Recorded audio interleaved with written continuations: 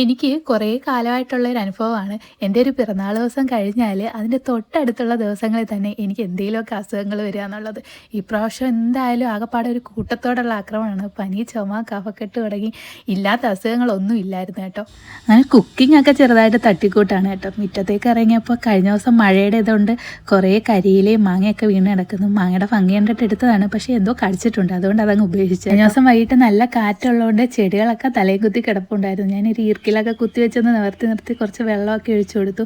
മഴ പെയ്തെങ്കിലും അതിനാവശ്യമുള്ള വെള്ളമൊന്നും കിട്ടിയിട്ടില്ല എന്ന് തോന്നുന്നു. പിന്നെ ഇന്ന് ബ്രേക്ക്ഫാസ്റ്റ് ഉണ്ടാക്കിയിട്ടുണ്ടായിരുന്നത് ഗോതമ്പ് ദോശയും ചെറിയൊരു തട്ടിക്കൂട്ട് ചട്നിയൊക്കെ ആയിരുന്നു കേട്ടോ.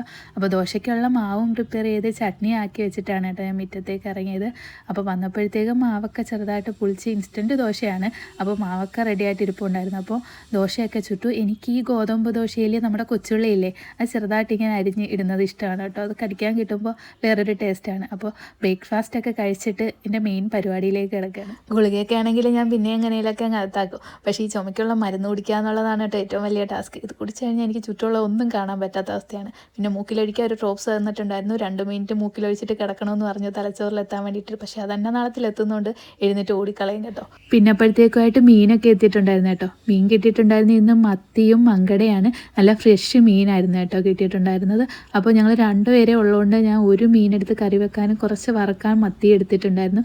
ഞാൻ പൊതുവേ മീൻ അധികം കിട്ടുവാണെങ്കിൽ ഒരുമിച്ച് വെട്ടി വെച്ചിട്ട് അടുത്ത ദിവസത്തേക്ക് എടുക്കുകയാണ്. പക്ഷേ ഇന്നത്തേക്കുള്ള മാത്രമേ എടുത്ത് വെട്ടിയുള്ളൂ കേട്ടോ. അപ്പോൾ കുറച്ച് കാലമായിട്ട് ഈ ചൂട് കാലാവസ്ഥയാണ്ട് ഈ അടുത്തൊന്നും ഇത്ര നല്ല ഫ്രഷ് മീൻ കിട്ടിയിട്ടില്ലായിരുന്നു കേട്ടോ. മീൻ വെട്ടിയപ്പോഴേ എനിക്ക് മനസ്സിലായി മീൻ നല്ല ഫ്രഷ് ആണെന്ന്.